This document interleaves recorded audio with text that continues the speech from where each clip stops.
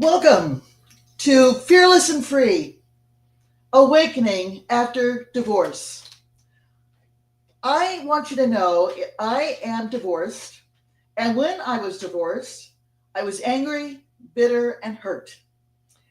If that is how you are feeling right now, if you're going through a divorce, your divorce is ended, I want you to know you no longer have to feel that way. I don't. And my goal for you is to become calm and centered. But in order for that to happen, in order for that goal to become real, I would like to encourage you to ask two questions.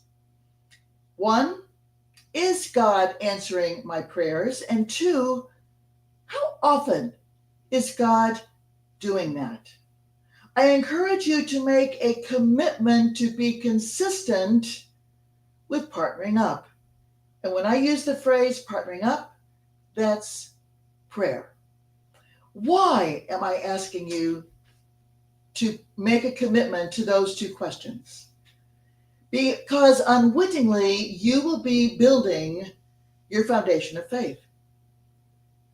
It will become readily apparent pretty quickly that God answers every prayer. There is no prayer that gets unanswered. When your faith becomes so unshakable, there's not a doubt in your mind that there's a higher power. Your faith will become so unshakable that you will be able to step out and trust the unknown. Most people can't do that, but you will be able to do that if you ask these two questions. So now I'm going to give you, I guess, sort of a journalistic list of questions. You know, the who, what, why, when, where, and so on. Who do I pray to?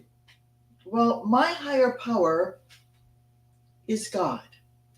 I fully recognize that God is known and called by many different names. Now, I happen to use God.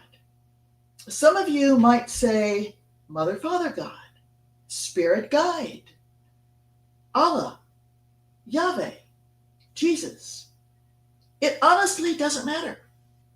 Whatever is meaningful to you in how you address your higher power, that is what is important. So stay with that. So why do I pray? Well, I pray quite honestly so I don't worry. I mean, I don't want worry to become my middle name.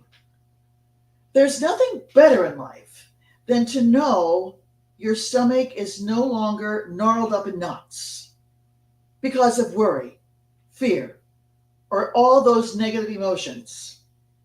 That's why I pray. And I do it really every day. Now, how do I pray? Well, now this is where I recognize that there are some religions that have what I call an adversarial approach to God.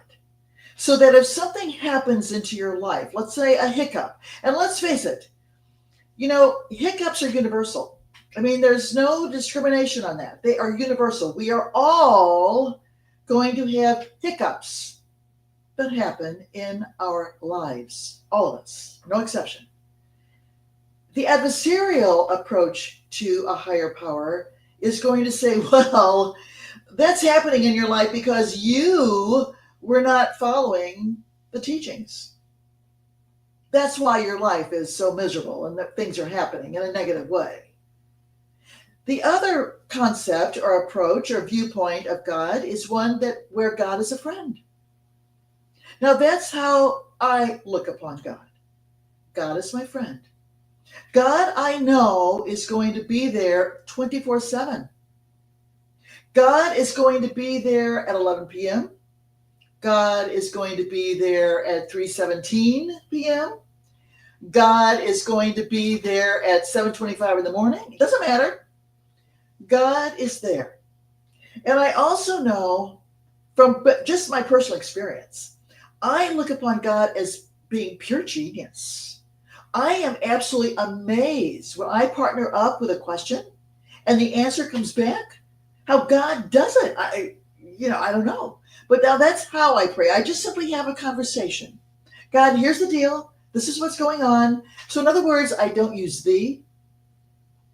I don't use thou. It's straightforward. This is what's going on, God, and I need your help. Now, when do I pray? Well, I pray whenever I'm flustered. I'm frustrated. I need a solution. I don't know which direction to go. Is there an organization that could help me out? Are there people that could help me out? God, just guide me. I just need your help. And what do I pray for? I honestly pray for solutions. And of course, how does God answer? Well, God answers all prayers via thoughts. That is how God answers prayers. So you have to pay attention. Okay, God answers prayers via thoughts. Now, I would like to give you an example of a prayer that I did recently where I was flustered. I was frustrated. I could not get the rubber backing onto my earring. And I had an appointment that I needed to get to at 9 o'clock. And I particularly wanted those earrings to wear that morning because they went so perfectly with my outfit. You know how that goes. Out of frustration, I said, okay, God, here's the deal. I cannot, for love nor money, get the rubber backing onto the earring. Can you help me? Because I have this meeting. I got to get going. I want you to know the millisecond I partnered up and asked God for help, the rubber backing went onto the earring. Now, if you're thinking, oh, seriously, I mean, you mean to tell me you did a prayer over something so ridiculous as a rubber backing? Something so mundane? Well, I'm going to throw it right back at you. Did that prayer eliminate my frustration? Yes, it did. Did that prayer enable me to wear the earrings I wanted to wear with the outfit? Yes, it did. Did that prayer alleviate disappointment? Oh, dang it, I'm going to have to pick another set of earrings. Yes, it did. Did that prayer eliminate worry? Yes, it did. Prayer was a good thing. Now, I bring up that prayer, and I specifically put it into this segment because I honestly want you to be comfortable with partnering up on any issue that crosses your path. No prayer is ridiculous. No prayer is mundane. God is there. And you know, a truism that my son always said to me is this: God is not a bully. God is not a bully.